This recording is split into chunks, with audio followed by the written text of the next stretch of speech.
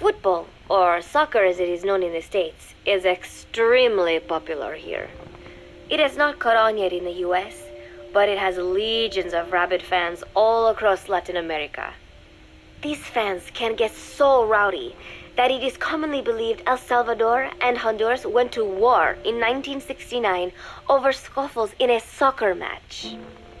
In reality, tensions between the two countries were already high. The match was merely one of the sparks that set them off. But these people are so passionate about this sport that the story seems plausible. Predictably, many of the soldiers here are fans. They have apparently divided themselves into Costa Rican and Nicaraguan teams and started playing each other. To play, you need a ball and 2 goals. The R&D team built and set up simple goals on the deck. I had absolutely no interest, but Chico insisted that I come and watch. It was not a proper match by any means. The pitch was not even regulation size, but the players and spectators alike got pretty excited. They banged empty cans and shouted cheers through the handmade megaphones. It almost felt like carnival. Huey, the referee, blew a whistle to start the match. The soldiers' training has left them in excellent physical shape, but they lacked the honed skills of professionals and their play was quite rough. Midway through, one of the men collided with another. They started shouting at one another, but Huey stepped in.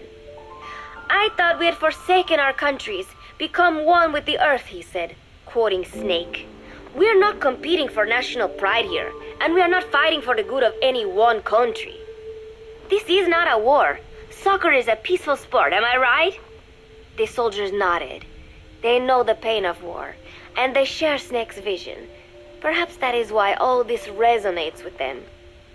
Team Costa Rica was down a man, and somehow I was picked to fill in. Costa Rica had the advantage up until that point. I suppose Huey wanted to keep it balanced. The soldiers agreed with Huey's call. Maybe the Costa Rican players felt an even matchup would be more fun too. I could not be bothered to run at first, but chasing the ball out there in the hot sun, I was soon drenched in sweat. Before long, I found myself actively seeking out the ball, partially out of desperation. I picked up a loose ball deep on the opponent's side of the field. Even though he's Nicaraguan, Chico cheered me on, yelling, "Go for it, shoot!" I launched the ball as hard as I could, only to have it blocked by the keeper. Disappointment only increased my determination. In the end, I didn't score a single goal, and Costa Rica gave up its lead. It was really close, though. We congratulated each other on a good match and sprawled out in the shade on the deck, exhausted. The ocean breeze felt so nice on my sun-soaked body. Nuke came over. It is one of his favorite spots, and stretched out next to me. And together, we watched fluffy white clouds drift lazily across the clear blue sky. It was lovely out today, so I decided to sun myself in a lounge chair up on the deck when Strangelove came up to me.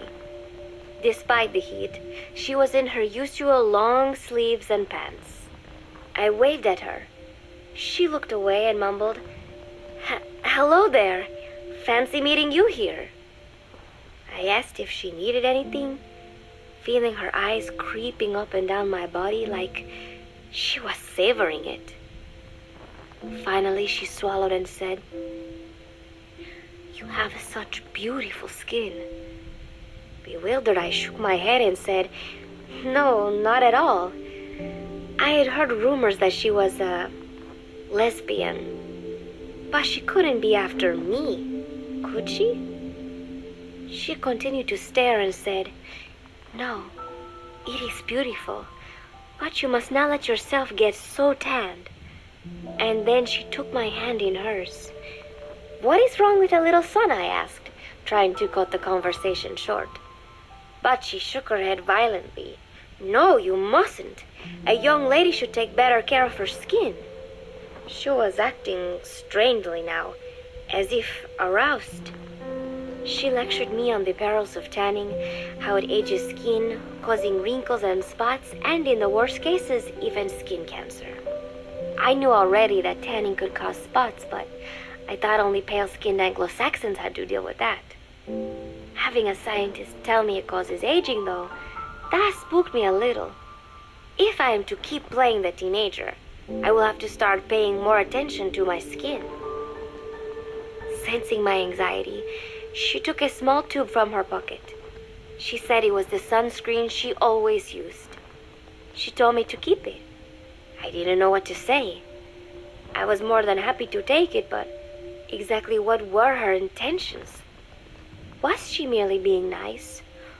Or is she really into me?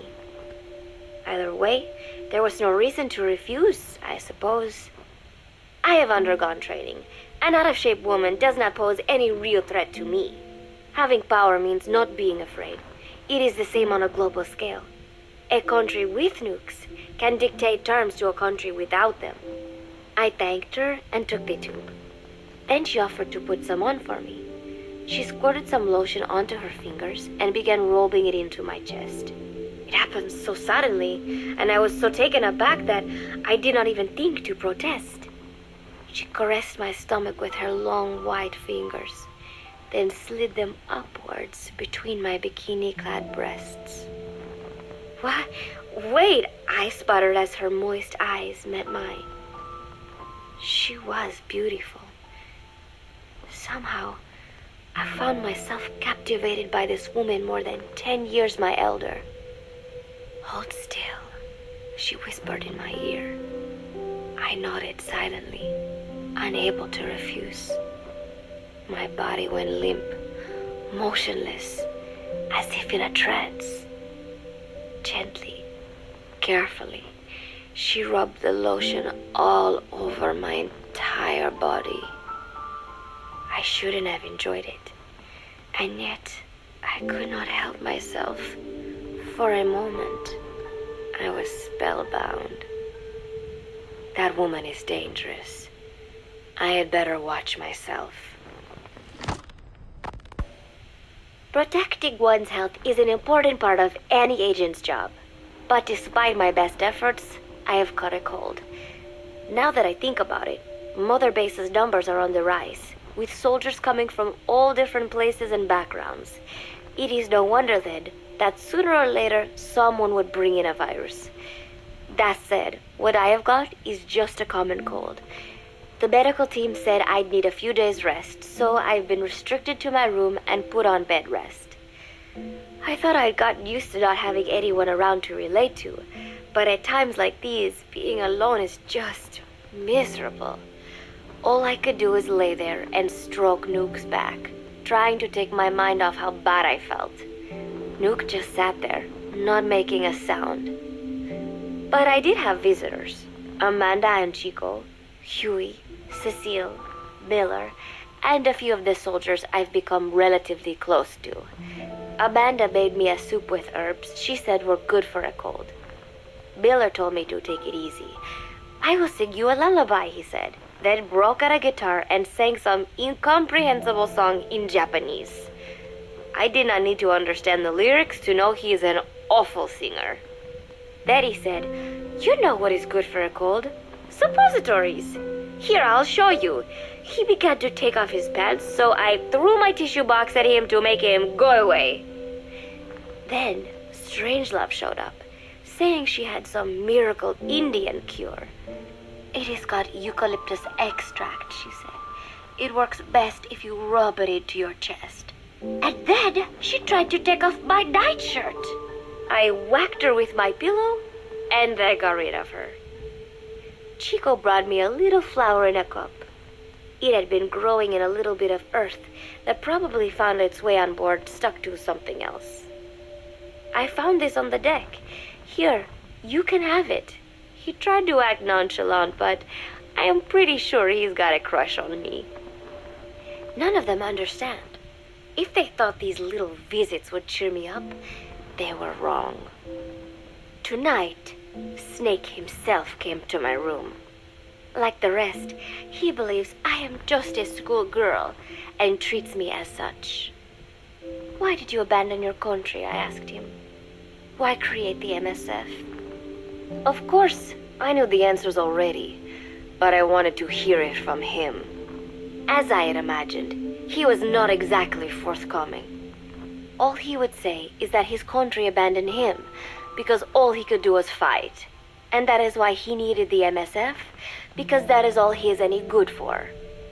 Then he said, fighting is the only thing I understand, but that does not mean I have got a grudge against those who believe in peace. I am not one of them, and I do not believe in peace. Conflict is in man's nature. We fight our enemies in order to survive. Maybe we are not so different after all, he and I. But that is exactly why I'm going to have to kill him, or else he will have to kill me. When I stop and think about this wretched existence, being killed by a man like that suddenly does not seem like such a bad thing. Every month, Mother Base throws a party for all the soldiers whose birthdays fall in that month. There is something strange about a military organization having parties. Really though, it is just an excuse to drink and make noise. It is not easy to get alcohol on a fortress in the middle of the ocean. Most days they are training from dawn till dusk. They do not have time for things like drinking. That is why Snake and Miller came up with the idea to give everyone a chance to let loose. Obviously, a bunch of bores like that are not going to bother with blowing out candles on a cake. Rather, they sit there in a cloud of cigarette smoke, drink beer, eat meat, tell tasteless jokes, and swap crude insults about one another's hometowns. But it hardly ever breaks out into something serious. They talk up a storm, but they're just having fun. It is funny. You have got members of FSLN rubbing shoulders with the UCLAs, people who once would have considered the other mortal enemies. I wonder if that is what makes Big Boss so popular. In leaving their countries behind, they leave their hatred for other countries too. Miller seemed a little protective of me. Hope they're not being too crude, he said. But soon enough, he too was drunk. He yelled, "Come here and take a look at the real Kazuhira Miller," then dropped his pants and mooned everybody. The other soldiers burst out laughing. I have never seen such a crude, ridiculous party before. And yet, all these people, laughing and acting the fool. Is this what they call peace? For some reason, I began to think about all that has happened since I came here. Fishing with Chico, cooking with Amanda and Cecile, playing soccer, having visitors when I caught a cold. When I stop and think about it, my time here has been the most peaceful of my life. But that is about to end. I cannot imagine he will be willing to negotiate. It seems I am to fight the legendary Big Boss. I do not know if I'll be able to beat him, but if I have to choose between death and defying Cypher, I will gladly choose death. The thought of dying does not scare me, but if I disobey my orders, the fear and despair awaiting me will be far worse than anything I can imagine. It was Cypher who took me in as an orphan, gave me food and a place to live. His orders may have been unreasonable, but I will never repay my debt entirely. It seems I have no choice. I must fight this man. I must fight Snake.